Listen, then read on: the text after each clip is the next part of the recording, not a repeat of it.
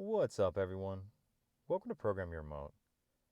Today I'm going to do a quick video and show you how to reset the oil life on a Ford F250. We're going to be doing it on a 2012 F250 here, but it will be the same on several different years. So we're going to do it all with these buttons on the left-hand side of the steering wheel here, and you need your ignition either on or the vehicle running. And depending on what screen you have highlighted first, you'll need to press the left arrow and back all the way out until you get to the main menu to here.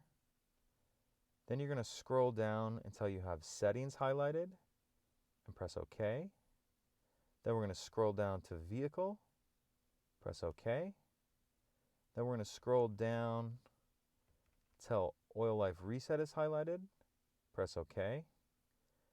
And then we'll pick our percentage. If you just changed your oil, you'll want to set it to 100%. So we have 100% highlighted. We'll press OK. And that's it. Pretty simple. If you have any questions, please let me know.